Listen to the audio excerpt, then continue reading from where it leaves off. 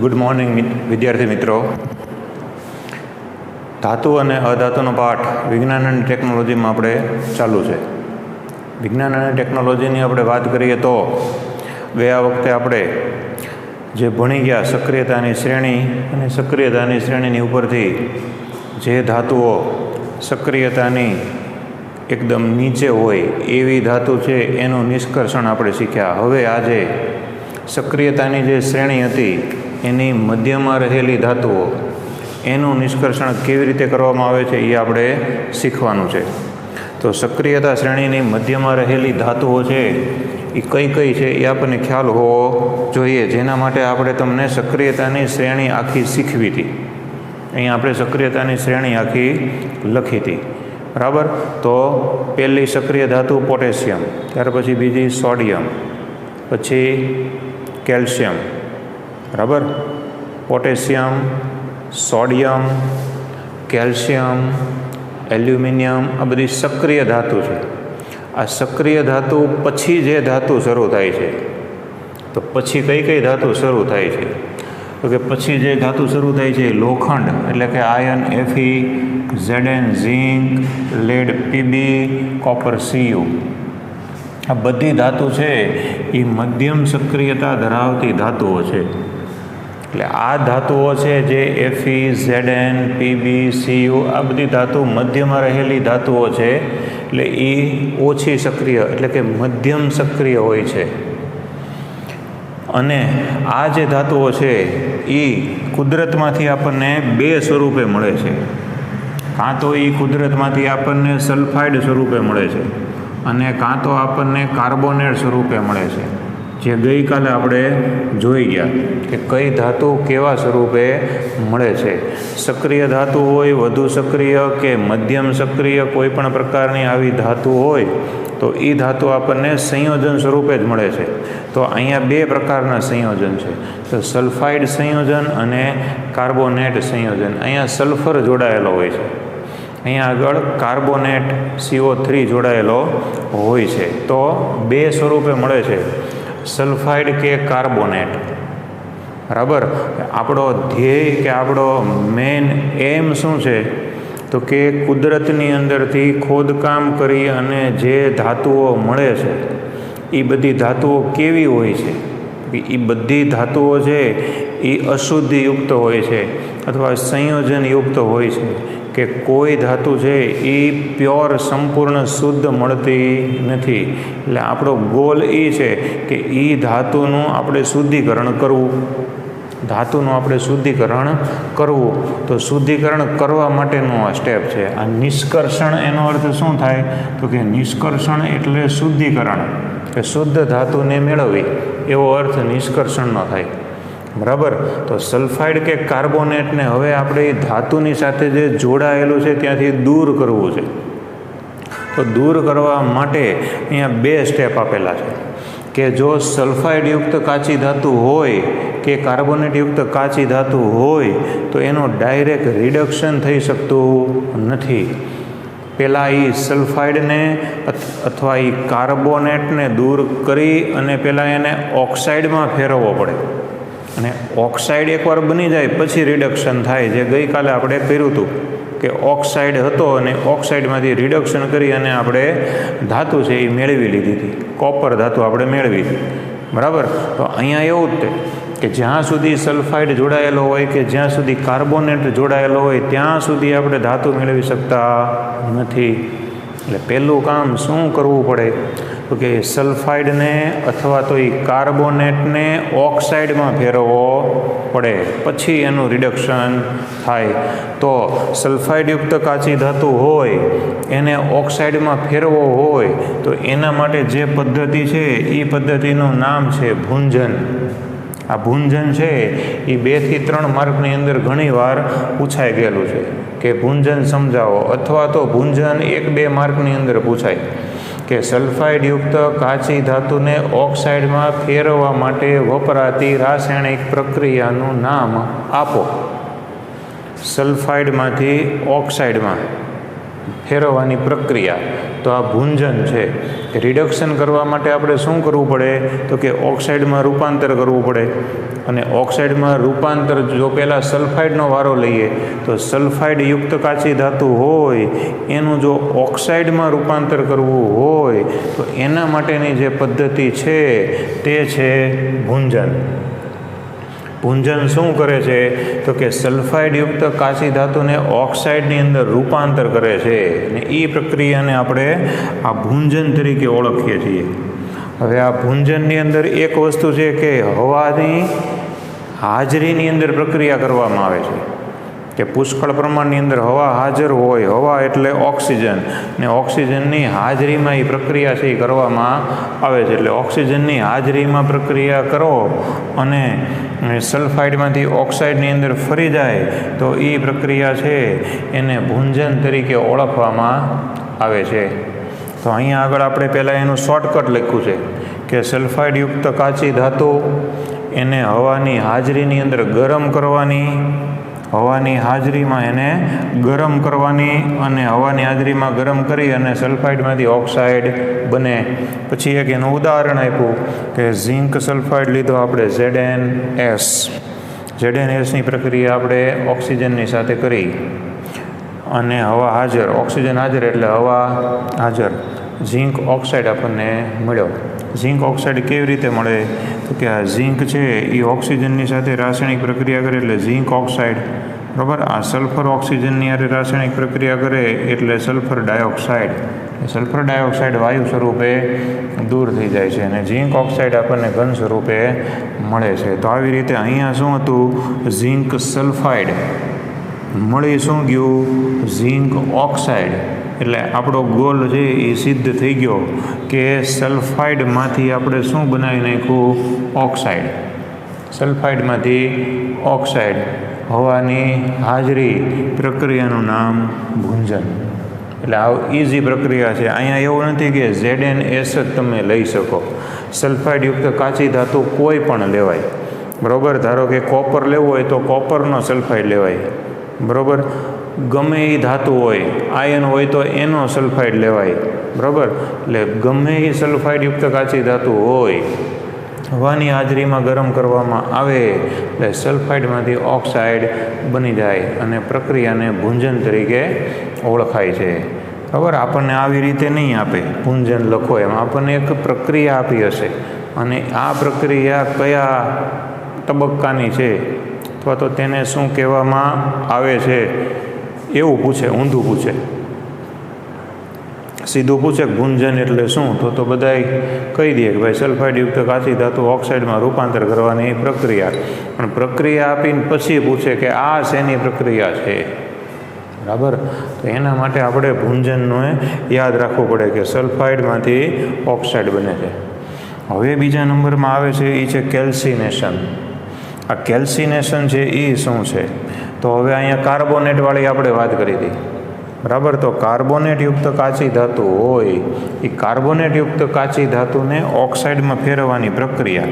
અહીંયા સલ્ફાઇડને ઓક્સાઇડમાં હતું, અહીંયા કાર્બોનેટને ઓક્સાઇડમાં છે. એટલે કોઈ બહુ ઝાઝો ડિફરન્સ છે નહીં કે સલ્ફાઇડમાંથી ઓક્સાઇડ બને તો ભૂંજન, કાર્બોનેટમાંથી ઓક્સાઇડ બને તો કેલ્સિનેશન. પણ ફેર શું છે? અહીંયા હવાની હાજરીમાં આપણે ગરમ કરતા હતા, અહીંયા શું છે તો કે હવાની ગેરહાજરીમાં અથવા મર્યાદિત પ્રમાણની અંદર હવાની હાજરી રાખવી પડે. એટલે મર્યાદિત પ્રમાણમાં હવાની હાજરી અથવા તો હવાની સંપૂર્ણ ગેરહાજરીમાં જો રાસાયણિક પ્રક્રિયા કરવામાં આવે અને કાર્બોનેટમાંથી જો ઓક્સાઇડ બને તો એવી પ્રક્રિયાને આપણે કેલ્સિનેશન તરીકે ઓળખીએ છીએ. સમજાઈ ગયું? બરાબર. સલ્ફાઇડમાંથી ઓક્સાઇડ તો ભૂંજન, કાર્બોનેટમાંથી ઓક્સાઇડ તો કેલ્સિનેશન. એટલે કાર્બોનેટયુક્ત કાચી ધાતુનું આપણે ઉદાહરણ લઈએ તો કાર્બોનેટયુક્ત કાચી ધાતુ અહીંયા આગળ છે ઝિંક કાર્બોનેટ. આપણે બેમાં ઝિંકનો જ ઉપયોગ કર્યો છે એટલે તમારે યાદ રાખવામાં એકદમ ઇઝી પડે, બરાબર. કે ઝિંક કાર્બોનેટ ઝીંક કાર્બોનેટ છે એને આપણે શું કર્યું તો કે મર્યાદિત પ્રમાણમાં હવાની હાજરી રાખી અને મર્યાદિત હવાની હાજરીમાં એને આપણે ગરમ કર્યું. મર્યાદિત પ્રમાણમાં હવાની હાજરીમાં આપણે એને ગરમ કર્યું. આ ત્રિકોણ છે એ ગરમ કરવાની નિશાની છે. શું બની ગયું? ઝીંક ઓક્સાઇડ. એટલે કાર્બોનેટ, ઝીંક કાર્બોનેટ, એમાંથી બની ગયું ઝીંક ઓક્સાઇડ. અને આપણે એક વાત કરી હતી કે જ્યાં આગળ આપણે CO3 જોઈ જઈએ એ કોઈને પૂછ્યા વગર પહેલાં CO2 તો દૂર કરી જ નાખવાનું, એવી આપણે વાત થઈ ગઈ પહેલા પાઠમાં. એટલે અહીંયા આપણે એનું પુનરાવર્તન કે કાર્બોનેટ હતો એટલે CO3 હતા, એમાંથી CO2 વયો ગયો એટલે એક ઓક્સિજન અહીંયા રહ્યો, એક ઓક્સિજન રહ્યો એ Znની સાથે જોડાઈ ગયો એટલે ઝીંક ઓક્સાઇડ. તો અહીંયા કાર્બોનેટમાંથી ઓક્સાઇડ છે એ બની ગયું. એટલે આ પ્રક્રિયાને આપણે કેલ્સિનેશન તરીકે ઓળખીએ છીએ. બરાબર. તો હવે આપણે સંપૂર્ણ નિષ્કર્ષણ સમજવાનું છે. એટલે હવે આપણી પાસે સલ્ફાઇડ કે કાર્બોનેટવાળી ધાતુ હતી એની બદલે હવે આપણી પાસે કઈ ધાતુ આવી ગઈ? કે હવે આપણી પાસે ઓક્સાઇડયુક્ત કાચી ધાતુ આવી ગઈ. ઝીંક ઓક્સાઇડ આપણી પાસે આવી ગયો. બરાબર. તો હવે આપણે વાત કરી હતી એ મુજબ કે ઓક્સાઇડનું હવે શું કરવું પડે? બોલો. રિડક્શન કરવું પડે. બરાબર. તો જ શુદ્ધ ધાતુ આપણને મળે. તો હવે ઓક્સાઇડનું આપણે રિડક્શન કરશું. બરાબર. તો જો અહીંયા રિડક્શન કે આ રીતે મેળવેલો ઓક્સાઇડ છે એનું કોક વડે રિડક્શન. આપણને એમ થાય કોક શું હશે? તો કોક એટલે એ બીજું કાંઈ નથી. કોક એટલે કાર્બન, કાર્બન એટલે કોલસો. બરાબર. કોક એટલે શું? તો કે કાર્બન, સી. કાર્બન વડે રિડક્શન કરવાનું છે. તો અહીંથી ઝીંક ઓક્સાઇડ આપણે ઉપાડી લીધો. અહીંયા ઝીંક ઓક્સાઇડની હારે કાર્બન લીધો, પ્રક્રિયા કરી, ગરમ કર્યો એટલે ઓક્સિજન છે એ સીધો કાર્બન છે એ લઈને જતો રહ્યો અને કાર્બન મોનોક્સાઇડ બની ગયો, ઝીંક એકલો પડી ગયો અને આપણને ધાતુ છે એ મળી ગઈ. તો આવી રીતે સલ્ફાઇડ યુક્ત કાચી ધાતુ અથવા કાર્બોનેટ યુક્ત કાચી ધાતુ એનું પહેલાં ઓક્સાઇડમાં રૂપાંતર કરવામાં આવે અને ઓક્સાઇડવાળી ધાતુ મળે આપણને, ત્યારબાદ એનું કાર્બન વડે કોક વડે રિડક્શન કરવામાં આવે. રિડક્શન કરીએ એટલે આપણને શુદ્ધ ધાતુ મળી જાય છે. બરાબર છે. પણ અમુક વખતે એવું હોય કે અમુક બહુ જટિલ પ્રકારના રિડક્શન આવે કે જેની અંદરથી ધાતુમાંથી અહીંયા જોડાયેલો જે સંયોજન હોય એ જુદો ન પડે. ઓક્સિજન અહીંયા જોડાયેલો હોય તો એ જુદો ન પડે. અહીંયા કાર્બન શું તમે ગમે એ લઈ આવો તો એ જુદો ન પડે. તો શું કરવું પડે? તો કે તો આવી જે ધાતુઓ છે એના જે ઓક્સાઇડ છે એ ઓક્સાઇડના રિડક્શન માટે આપણે એની કરતાં સક્રિય ધાતુ વાપરવી પડે. તો સક્રિય ધાતુની આપણને ખબર છે, સક્રિયતાની શ્રેણી આપણે જોઈ ગયા. પહેલા નંબરની સક્રિય કોણ? તો કે પોટેશિયમ. બીજી નંબરની કોણ? તો કે સોડિયમ. ત્રીજા નંબરની કેલ્શિયમ. ચોથા નંબરની મેગ્નેશિયમ. પાંચમા નંબરની એલ્યુમિનિયમ. તો આ બધી સક્રિય ધાતુ છે. તો સક્રિય ધાતુને જો તમે રિડક્શન કરતા તરીકે ઉપયોગ કરો, આ કાર્બન નહીં વાપરવાનું.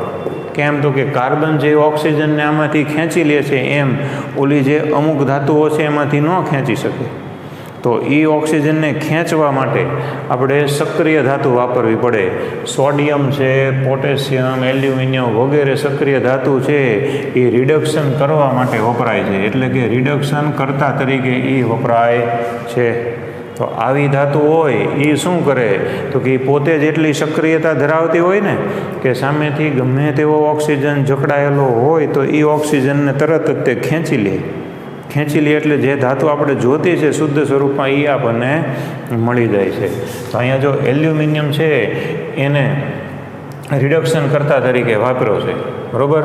શું કામ? તો કે વધુ સક્રિયતા ધરાવતી ધાતુ હોય એ ઓછી સક્રિયતા ધરાવતી ધાતુમાંથી તરત જ તે ધાતુને વિસ્થાપિત કરે છે.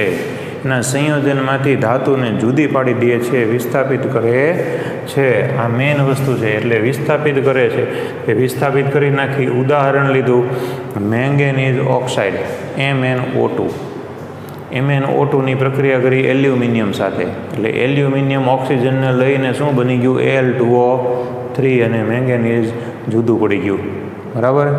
આને આપણે થોડીક સંતુલિત કરી દઈએ હવે, બરાબર. તો સંતુલિતના નિયમ પ્રમાણે આપણો પહેલો નિયમ શું હતો કે જેના પરમાણુ સૌથી વધારે હોય એને આપણે પહેલાં સંતુલિત કરવું પડે, બરાબર ને? સમજાય છે ને? તો અહીંયા ઓક્સિજન સૌથી વધારે છે. હવે જો ઓક્સિજનના નંગ કેટલા છે અહીંયા, તો કે ઓક્સિજનના 3 નંગ છે. અહીંયા કેટલા છે? તો કે 2 છે. હવે 3ના કોઈ દી 2 ન થાય અને 2ના કોઈ દી 3 ન થાય, બરાબર. તો અહીંયા 3 છે તો 3ના કોઈ દી 4 ન થાય.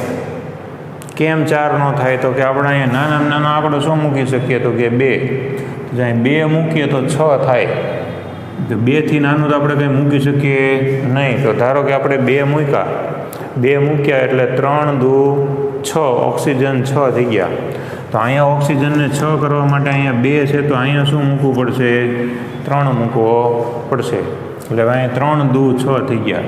ઓકે, ઓક્સિજનનું કલ્યાણ થઈ ગયું. હવે એલ્યુમિનિયમ તો 2 દુ 4, અહીંયા તો એકલો જ છે એટલે સીધો ચોગડો મૂકી દેવાનો. હવે મેંગેનીઝ અહીંયા કેટલા થઈ ગયા? 3. તો અહીંયા શું મૂકવું પડશે? 3 મૂકી દો એટલે મેંગેનીઝનું કલ્યાણ થઈ ગયું, બરાબર. પીગળેલા સ્વરૂપમાં ધાતુ મળે આપણને. સમજાઈ ગયું? તો આ એલ્યુમિનિયમ દ્વારા કરેલું રિડક્શન હતું કે આવી અમુક ધાતુ છે એ ઓક્સિજનને કાર્બનથી રિડક્શન કરવામાં માને નહીં, ઓક્સિજન જુદો પાડી શકે નહીં. તો એલ્યુમિનિયમ વડે રિડક્શન કરી અને એ ધાતુને આપણે મેળવવી પડે છે, બરાબર. તો આટલી વસ્તુ આપણે અહીંયા લખવાની કે મધ્યમાં રહેલી ધાતુનું નિષ્કર્ષણ. હવે આપણે એક નવો પ્રશ્ન છે, 2 થી 3 માર્કની અંદર પૂછાય છે. થર્મિટ પ્રક્રિયા સમજાવો. નવી વસ્તુ છે થર્મિટ પ્રક્રિયા, બહુ પૂછાય છે. થર્મિટ પ્રક્રિયા છે એ આની ઉપર જ આધારિત છે, એમાં નવું કાંઈ છે નહીં. એ જ વસ્તુ છે, અલગ સ્વરૂપમાં છે કે વધુ સક્રિય ધાતુ. અહીંયા આપણે કીધું કે વધુ સક્રિય ધાતુ ઓછી સક્રિય ધાતુને વિસ્થાપિત કરે. અહીંયા કીધું ને કે વધુ સક્રિય ધાતુ હોય એ ઓછી સક્રિયતા ધરાવતી ધાતુ છે એને તેના સંયોજનમાંથી વિસ્થાપિત કરે. એ જ વસ્તુ છે કે વધુ સક્રિય ધાતુ ઓછી સક્રિય ધાતુને સંયોજનમાંથી વિસ્થાપિત કરે. હવે જ્યારે આ પ્રક્રિયા થતી હોય ને ત્યારે પુષ્કળ પ્રમાણમાં ઉષ્મા ઉત્પન્ન થાય. અહીં આપણે ઉષ્મા એ લખવી પડે કે અહીંયા પુષ્કળ પ્રમાણની અંદર ઉષ્મા છે એ ઉત્પન્ન થાય છે, બરાબર. ખૂબ જ ઉષ્મા ઉત્પન્ન થાય ને ઉષ્મા ઉત્પન્ન થાય એના કારણે શું થાય કે જે ધાતુ હોય ને પીગળેલ સ્વરૂપમાં મળે, એટલે કે લિક્વિડ સ્વરૂપમાં આપણને ધાતુ મળે છે. એટલે મેંગેનીઝમાં આપણે L લખેલો છે, લિક્વિડ ફોર્મ. તો અહીંયા આગળ એ જ વસ્તુ છે કે આ પ્રક્રિયાની અંદર પુષ્કળ ઉષ્મા ઉત્પન્ન થાય, એની એટલી બધી ઉષ્મા ઉત્પન્ન થાય કે જેના કારણે ધાતુ પ્રવાહી સ્વરૂપમાં મળે છે, બરાબર. તો ઉષ્માને ઇંગ્લિશમાં લેટિન ભાષામાં થર્મો આપણે આવે ને થર્મોમીટર, ગરમી માપવાનું સાધન, એટલે એ થર્મો શબ્દ ઉપરથી અને થર્મિટ એવું કીધું છે. એટલે આ પ્રક્રિયાને થર્મિટ પ્રક્રિયા એવું કહેવામાં આવે છે કે પુષ્કળ પ્રમાણમાં ઉષ્મા ઉત્પન્ન થાય છે અને ધાતુ પ્રવાહી સ્વરૂપે મળે છે, એવી કન્ડિશન થઈ જાય છે. ઉદાહરણ અહીંયા આનું નથી લીધું, નવું ઉદાહરણ લીધું, આયર્ન ઓક્સાઇડનું લીધું, Fe2O3. પ્રક્રિયા સેમ છે, કોપી ટુ કોપી. અહીંયા MnO2ની બદલે Fe2O3 લેવાનું. એલ્યુમિનિયમ સાથે રાસાયણિક પ્રક્રિયા કરો એટલે Mnની બદલે કોણ મળશે? તો કે Fe. એટલે Fe એટલે લોખંડ. તો લોખંડ છે એ પીગળિત સ્વરૂપમાં આપણને મળે. વિચાર કરો, લોખંડ પીગળેલા સ્વરૂપમાં મળે તો એ કેટલી ઉષ્મા હશે? લોખંડનું ગલન બિંદુ કેટલું હોય, બરાબર. તો એટલી ઉષ્મા ઉત્પન્ન થાય કે લોખંડ આપણને પીગળેલા સ્વરૂપની અંદર મળે છે. તો એ પીગળેલું જે લોખંડ હોય એનું શું કરે? તો કે રેલવે હોય, રેલવેના જે પાટા હોય એ પાટાની અંદર અમુક વખતે તિરાડો પડી ગઈ હોય, અથવા તો કોઈ બહુ મોટી જમ્બો મશીનરી હોય અને એ મશીનરીના અમુક ભાગોમાં તિરાડ પડી ગયેલી હોય અને એ તિરાડને સાંધવી હોય તો એની અંદર લિક્વિડ લોખંડને પૂરવું પડે. તો લિક્વિડ લોખંડ લાવે ક્યાંથી? તો ત્યાં આગળ એ પ્રક્રિયા કરવામાં આવે છે ની પ્રક્રિયા કરી અને જે પ્રવાહી લોખંડ મળે એ રેલવેના પાટાના ભાગો અથવા તો મશીનરી હોય મોટી એના ભાગો એને સાંધવા માટે આ વપરાય છે અને ત્યાં પ્રક્રિયા કરવામાં આવે છે. તો અહીંયા આગળ Fe2O3 આયર્ન ઓક્સાઇડ એલ્યુમિનિયમ સાથે પ્રક્રિયા કરી, સેમ પ્રક્રિયા છે એટલે Fe જુદું પડ્યું, Al2O3 અને ઉષ્મા ઉત્પન્ન થઈ. સંતુલિત કરી નાખીએ આપણે તો આની જેમ જ તે છે. તો જો ઓક્સિજનને અહીંયા આપણે સંતુલિત કર્યું હતું તો અહીંયા ઓક્સિજન તો સંતુલિત જ છે, અહીંયા 3 છે ને અહીંયા 3 છે, બરાબર. હવે એલ્યુમિનિયમ અહીંયા 2 છે તો અહીંયા એલ્યુમિનિયમ 1 છે, તો અહીંયા એક બગડો મૂકી દઈ એટલે એલ્યુમિનિયમ એ સંતુલિત. આયર્ન અહીંયા 2 છે, અહીંયા 1 છે, અહીંયા મૂકી દઈએ એટલે આયર્ન એ તે સંતુલિત. તો આવી રીતે પ્રક્રિયાને આપણે સંતુલિત છે એ કરી નાખવાની. તો આ થર્મેટ પ્રક્રિયા છે એ આપણને 2 થી 3 માર્કની અંદર પૂછાતો પ્રશ્ન છે, બરાબર.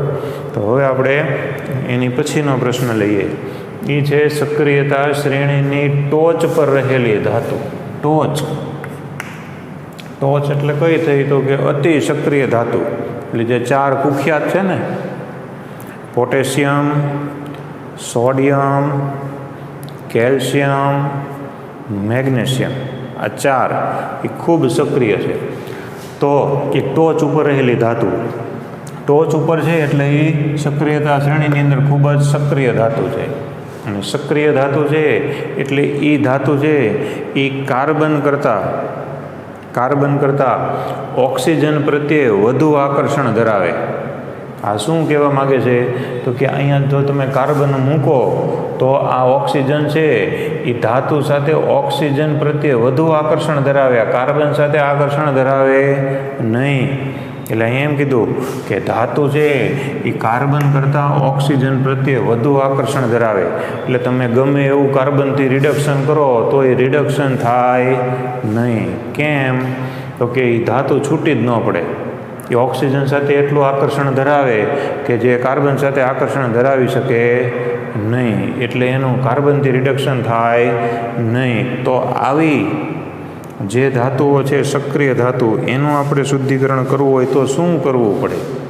તો આવી સક્રિય ધાતુના શુદ્ધિકરણ કરવા માટે આપણે રિડક્શન તો કરવાનું છે, પણ એમાં રિડક્શનનો એક બીજો પ્રકાર છે, વિદ્યુત રાસાયણિક રિડક્શન અથવા વિદ્યુત વિભાજનીય રિડક્શન, એવું એને કહેવામાં આવે છે. 2 નામ છે, વિદ્યુત રાસાયણિક રિડક્શન. જૂની ચોપડીમાં એવું નામ હતું, વિદ્યુત રાસાયણિક રિડક્શન, અને આ નવી ટેક્સ્ટબુકમાં એવું નામ છે, વિદ્યુત વિભાજનીય રિડક્શન.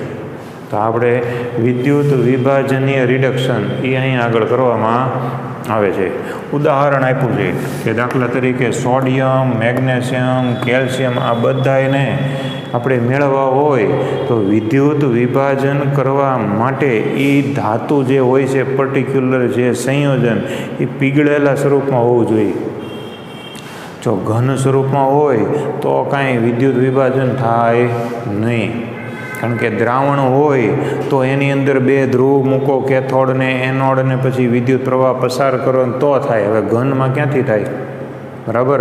એટલે આ સોડિયમ, મેગ્નેશિયમ, કેલ્શિયમ એ બધાને એના પીગાળેલા ક્લોરાઇડમાંથી મેળવવામાં આવે છે. એનો પીગાળેલો ક્લોરાઇડ, એ પીગાળેલા ક્લોરાઇડમાંથી આને મેળવવામાં આવે છે બધાય, અને પીગાળેલા ક્લોરાઇડમાંથી મળી જાય. એટલે વિદ્યુત વિભાજનમાં ધાતુઓ છે એ ધાતુઓ ધન આયન હોય, ધન આયન હોય એ ઋણ ધ્રુવ ઉપર ભેગું થાય, ઋણ આયન હોય એ ધન ઉપર ભેગું થાય, બરાબર. એટલે ધાતુઓ છે એ બધી કેથોડ ઉપર જમા થશે, કારણ કે કેથોડ ઋણ આયન છે. અને ક્લોરાઇડ એટલે ક્લોરીન, તો ક્લોરીન જે ભેગો થયો છે વાયુ, એ ક્લોરીન વાયુ ઋણ આયન છે. ઋણ આયન છે એટલે એ ધન ધ્રુવ ઉપર કે એનોડની ઉપર જમા થાય છે. સમજાણો? શું કર્યું? તો કે સોડિયમ છે એ ધન આયન છે, કેથોડ ઉપર જમા થાય છે. ક્લોરીન ઋણ આયન છે એ એનોડ ઉપર જમા થાય છે. એટલે વિદ્યુત વિભાજનમાં ધાતુઓ કેથોડ ઉપર જમા થાય અને અધાતુઓ છે એટલે કે ઋણ આયન છે એ બધા એનોડ ઉપર જમા થાય છે. તો અહીંયા એને પ્રક્રિયા લખી નાખી. સોડિયમ માટેની જ પ્રક્રિયા લખી છે કે કેથોડ ઋણ આયન છે તેમાં સોડિયમ પ્લસ એક ઇલેક્ટ્રોન ગીવ્સ Na પ્લસ ધન આયન બન્યો, બરાબર.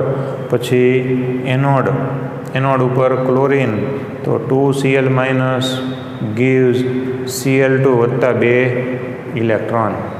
આવી રીતે ઋણ છે એ ધન ઉપર ને ધન છે એ ઋણ ઉપર જમા થાય છે. તો આવી પ્રક્રિયાને આપણે વિદ્યુત રાસાયણિક રિડક્શન અથવા તો વિદ્યુત વિભાજનીય રિડક્શન કહેવાય છે.